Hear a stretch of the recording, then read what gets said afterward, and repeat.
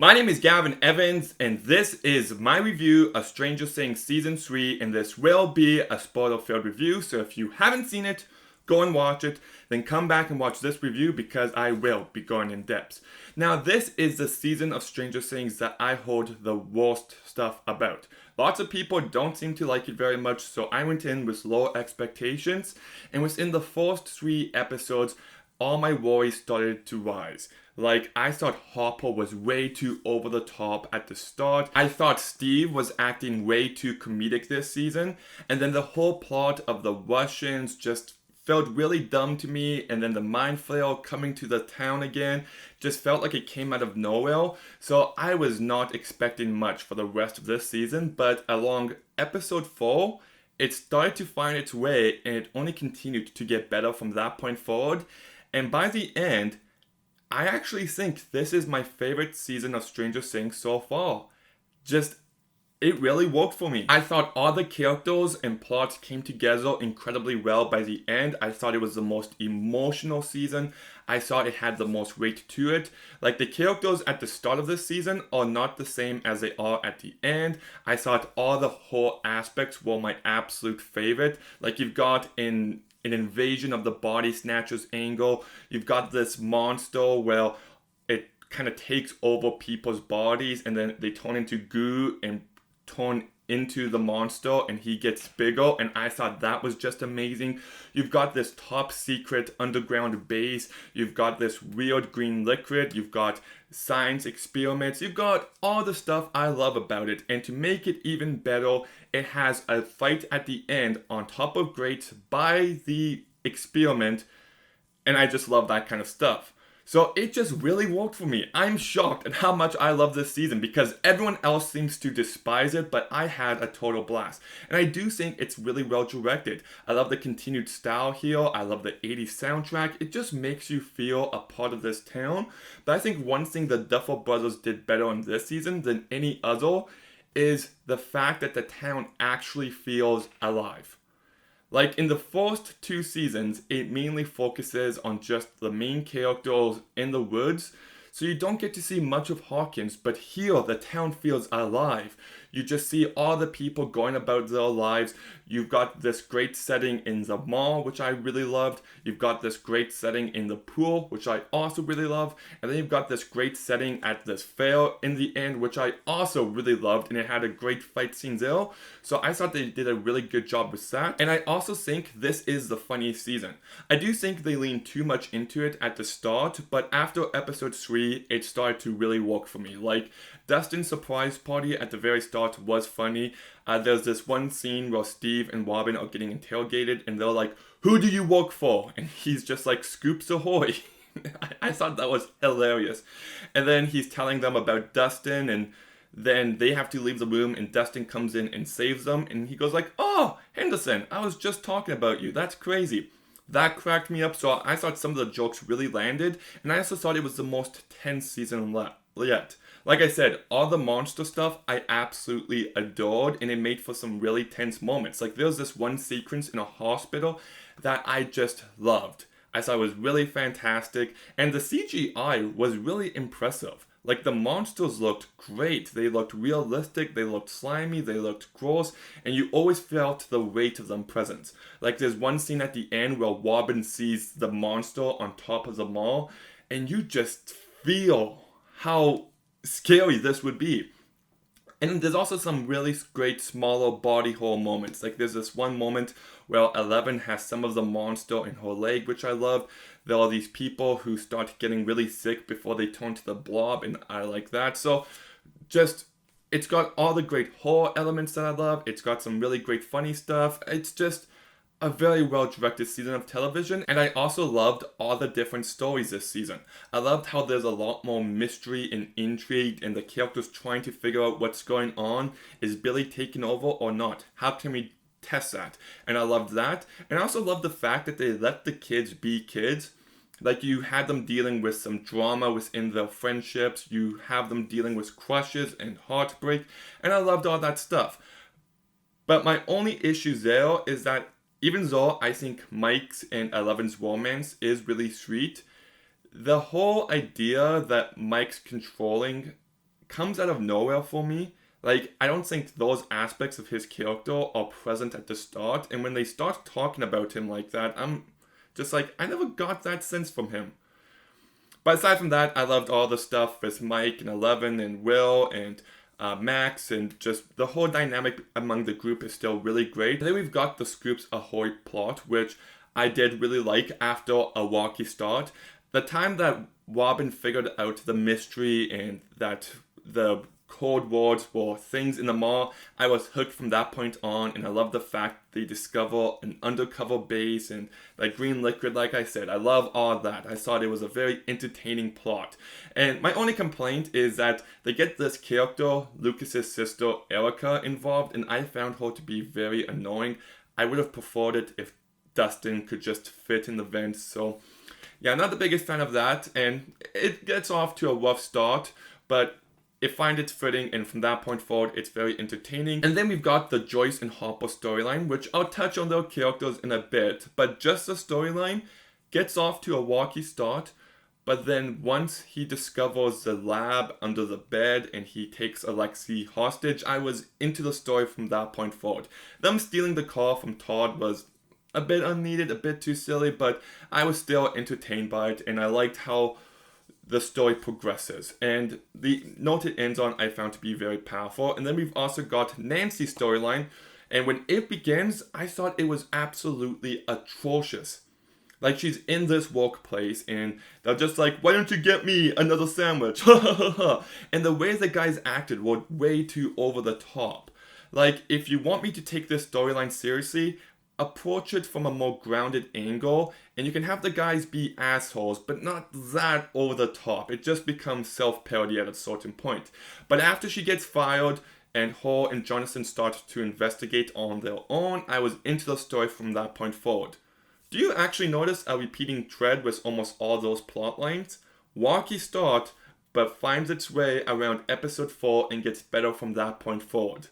So that just sums up this season very well, and the way that all these characters and plots come together in the end, I found to be very, very satisfying. And I do want to mention on the note it ends on, because like I said, it actually feels like the characters have gone through stuff this season, and the note it ends on with Joyce taking in 11 and them moving to a different town for a new start, I found to be very powerful. Like, it just kind of brought me back to being a kid when one of your friends does move away. And I just thought it had all the emotion behind it. And then 11 reading Harper's letter about how he's accepting of her and Mike, and how it's okay if she feels hurt in the world, and that hurt is good. Honestly, the best moment in the entire show. I found it to be very powerful and a great emotional send-off to this season. So I really loved all that. So the story works for me, and now let's talk about the characters, first with Millie Bobby Brown, who I think does a really good job here. I love how we actually see her be more human. That said, I do think there's a bit of an inconsistency with how much she's able to talk, because she's always been a girl of few words, and they kind of do that here, but then she also speaks 4 sentences, and it's just like, pick one. But I also do want to address a storyline regarding her and her powers. Because for the majority of this season, one of my big complaints was the fact that they just use her powers time and time again, and how she always saves the day. So I'm just like, okay, so she's a walking Deus Ex Machina. But the show was smart enough to actually address that and have that present in the main storyline, because by the end, she's completely worn out her powers to the point where she loses them, and that creates an extra bit of tension in the last fight. So what started off as a negative, the show smartly course corrects, and they found a way to make it work. So I was really impressed by that. And then you've also got Finn Wolfhard, who I think is once again great as Mike. You've got Noah Schnapp as well, who this is the first time that we really get to see and get to know Will, because in the first season he's taken, in the second season he's sick the entire time. So we actually get to know him here, and after getting to know Will, I think this guy is a very boring character. And I thought he was a real dick. Like, Mike and Lucas are dealing with heartbreak, and he's just like, oh guys, shut up and just play the game. And I thought he was in the wrong. And then when he wakes up the next day and he's dressed up in the wizard outfit, just bloody annoying. If I was Mike, I would have just decked him. I actually do think there's an angle that they could have played up there where Will just isn't growing up and Mike and Lucas are, and how Will is trying to cling on to his childhood because of everything he's gone through. And it's something I wish they played up a bit more because it could have been really good, but they don't do it enough, so yeah, he just ends up being a boring character. You've got Caleb McLaughlin, who is once again really great. He's good, he's charming. You also got Sadie Sink, who's once again really great, good and charming. Then you've got Zachary Montgomery, who I really hated at the start of this season, but by the end, you start to learn his backstory and how he came to be the way he is. And it's actually very emotional, and I was surprised at how devastated I was by his death. I found it to be a very impactful moment for a character that I didn't really feel anything about. So I think that was really good writing, and I think Zachary Montgomery plays him incredibly well. You also got Natalie Dyer, who once again, I hate the progressive approach to her character to begin with, but after that point, she becomes very likable and entertaining again, so she does a good job. You've got Charlie Heaton, who I've always said in my other reviews that this character is the most bland person ever.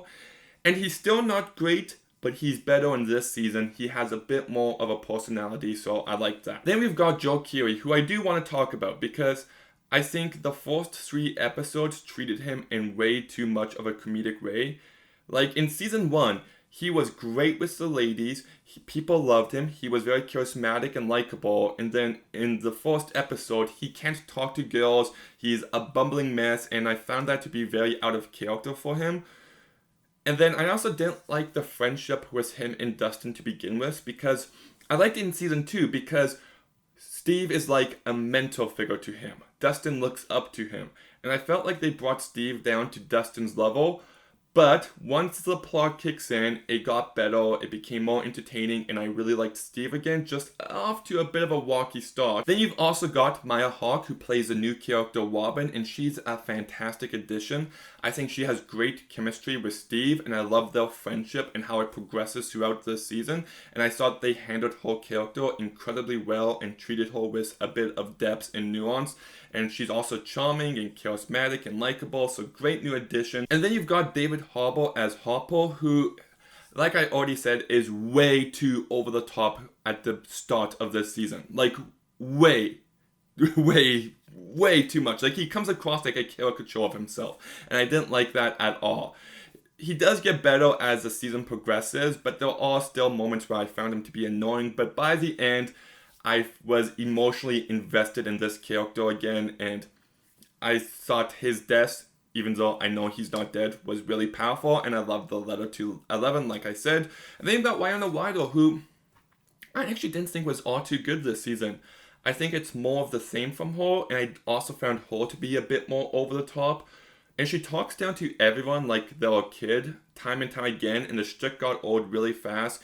And I didn't really care for the romance between Joyce and Harper. I found the writing to be really bad. Like, Harper felt like he was stood up, and Joyce doesn't approach that with any bit of sensibility. But then he acts way too over the top to the point where you're not on Harper's side either, and I thought that was a bit messy, and there was way too much banter, and it felt really forced, so I stopped caring. And then we've got Mrs. Wheeler, who I really liked the way she was handled this season. Like, the season begins, and she was going to cheat on her husband with Billy. She was going to do something incredibly selfish.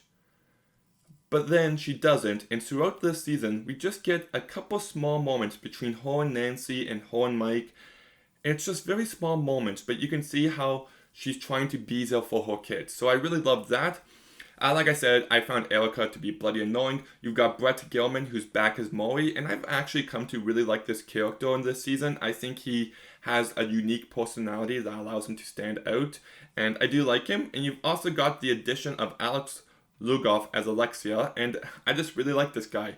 He was just a nice change of pace from everyone else in the show. So the cast, for the most part, does a really good job. There are a few people who I felt like they dropped the ball on a little bit, but mostly everyone does a good job. Even though I wouldn't say there's any one standout performance this season. But yeah, I still really like these characters. I think they bring lots of charm to the show. I think the plot and how they all progressed and came together at the end was very satisfying. I loved all the horror elements that were present here. Like, that monster was so badass and so cool. There was some really great tense moments, some great body horror moments, some really funny moments, and I really loved all the Russian-based stuff as well, which I wasn't too sure of at the start, but it did start to work for me. And it also has the most emotion out of any of the seasons. I found the last 10 minutes to be very powerful, and it feels like the characters have actually gone through stuff. So despite me having plenty of issues and some characters being way too over the top, like Nancy's co-workers, Joyce and Harper and Steve at the start, and even though the first 3 episodes were very, very wacky, this season does find its way, and it delivered what I consider to be the best season yet. So I'm going to go ahead and give Stranger Things Season 3 a 8 out of 10. Okay, have you seen Stranger Things Season 3? What did you think about it? Let me know in the comments down below. Make sure you like, make sure you comment, make sure you subscribe. Stay tuned for some more videos soon, and Gavin out.